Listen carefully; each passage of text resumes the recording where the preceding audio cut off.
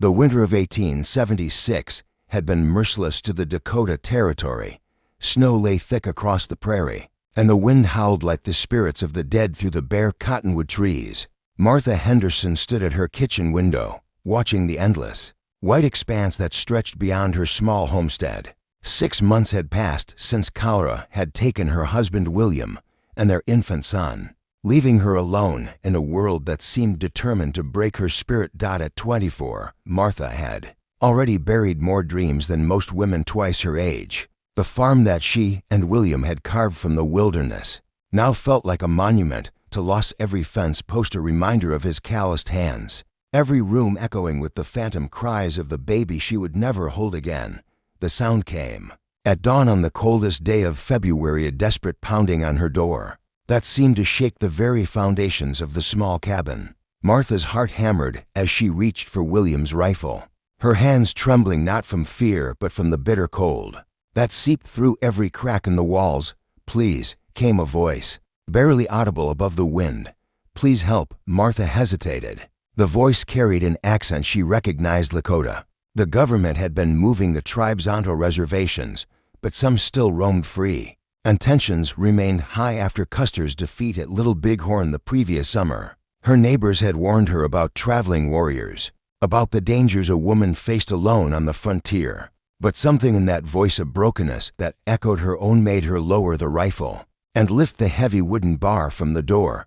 Before her stood a Lakota man, perhaps 30 years old, his face gaunt with hunger and desperation. Snow clung to his dark hair and the worn buffalo hide that wrapped his shoulders. In his arms, he cradled a bundle so small it might have been mistaken for folded cloth, until Martha heard the weak, mewling cry that emerged from within. "My baby," he said in halting English, his breath forming clouds in the frigid air. "She dying. Need milk." "Please." Martha stared at the tiny face that peeked from the bundle of rabbit fur and cloth. The infant couldn't have been more than a few weeks old, her skin pale and lips blue with cold. The baby's eyes, when they fluttered open, were the deep brown of rich earth, and in them Martha saw something that shattered the careful walls she had built around her heart. "Where is her mother?" Martha asked, stepping back to allow the man inside. The warrior's face crumpled with grief. "Soldiers came to our camp 3 days ago. My wife, she tried to protect the children. He couldn't finish the sentence, but Martha understood. The newspapers had been full of reports about skirmishes, about the Army's efforts to force the remaining free tribes onto reservations. She had read them with the detachment of someone for whom such conflicts seemed distant and abstract. Now, looking at this broken man and his dying child, the reality hit her like a physical blow. "I am to Hawks Flying," the man continued, his voice barely above a whisper. "This is my daughter, Morning Light. I have no food to give her, no woman to nurse her. I heard white woman lives here alone. I beg you please help my baby." Martha looked at the infant, whose cries had weakened to barely audible whimpers. She thought of her own child, of the milk that had dried up in her breasts after his death, of the aching emptiness that had consumed her for months. Every instinct told her to be cautious, to remember the warnings about hostile Indians, to protect herself from further heartbreak. Instead, she reached out her arms.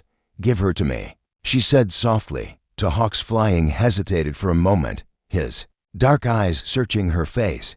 Then, with infinite gentleness, he placed his daughter in Martha's arms. The baby was so light, so fragile, that Martha felt she might break if held too tightly. Morning Light's breathing was shallow and rapid, her tiny body burning with fever despite the cold. Martha had helped deliver babies back in Ohio, had nursed her own child for the brief weeks of his life. She knew the signs of a baby failing. To thrive, she needs milk immediately, Martha said, more to herself than to Hawks Flying. And warmth, and medicine.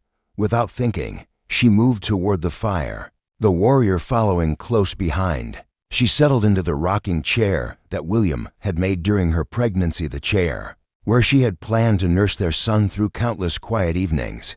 With practiced movements, she began to unwrap the baby's makeshift clothing. "I have cow's milk," she murmured, examining the infant's tiny body. "But it's not the same as mother's milk. Babies need She paused, a memory stirring. Her own mother had told her stories of women who could nurse children not their own, especially in times of great need or emotion. Martha looked down at her own body, at the changes that had never fully reversed after her son's birth.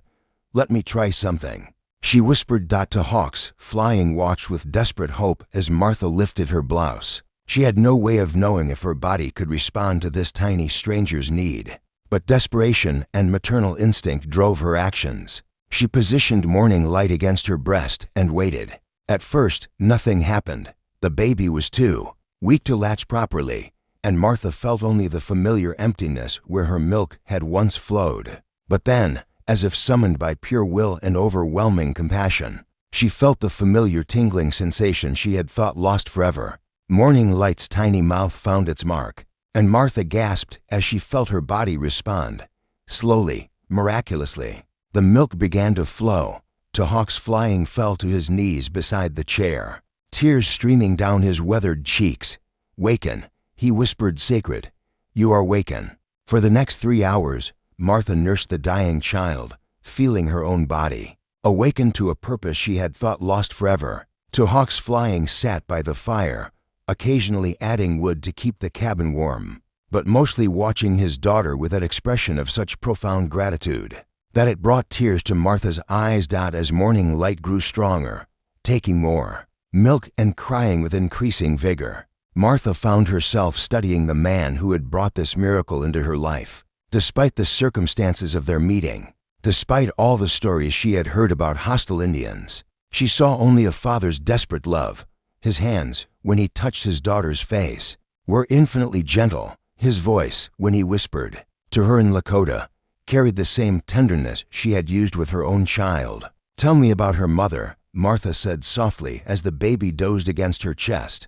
Hawks Flying's face tightened with grief, but he began to speak. His wife's name had been Singing Bird, and she had been known throughout their band for her healing gifts and gentle spirit. They had been married for 5 years, and Morning Light was their first child to survive past infancy. "She was so happy when the baby came," he said, his English becoming more fluid as he relaxed. "She said Morning Light would grow to be a bridge between 2 worlds, that she would help bring peace between our peoples." Martha thought of her own lost dreams, of the plans she and William had made for their son. "What will you do now?" she asked. "Where will you go?" Hawks Flying was quiet for a long moment. "I do not know. My people, they scatter like leaves in the wind. Some go to the reservation, others flee to Canada. But I have only my daughter now.